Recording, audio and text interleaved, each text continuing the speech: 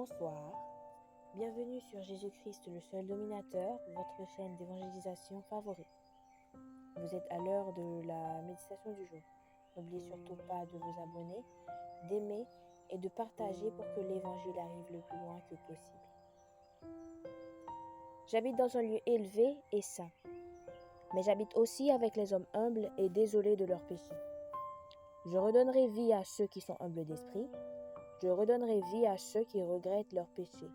Ésaïe 57, verset 15.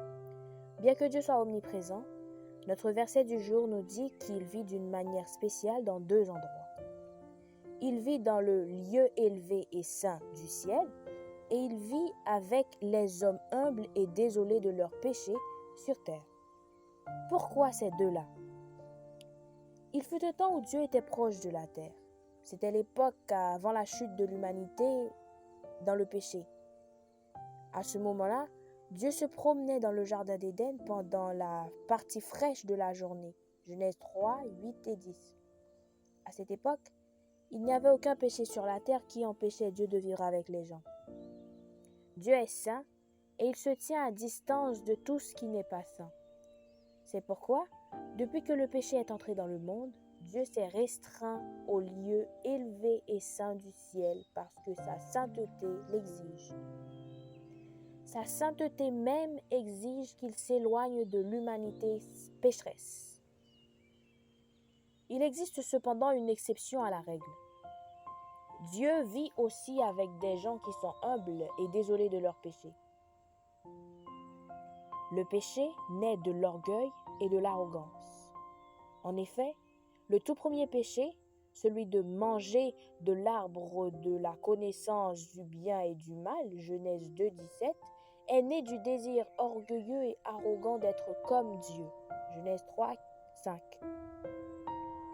Lorsque les gens abandonnent leur orgueil et leur attitude arrogante à l'égard de Dieu, lorsqu'ils regrettent leurs mauvaises habitudes, Dieu leur pardonne et vit avec eux. La distance qui les séparait autrefois est surmontée par le sang de Jésus-Christ. Il y a un avantage supplémentaire pour ceux qui sont humbles et désolés de leurs péchés. Notre verset nous dit que Dieu leur donne une nouvelle vie. La peine du péché est la mort éternelle. Genèse 2, 17. En effet, les pécheurs orgueilleux sont des morts même s'ils sont encore en vie.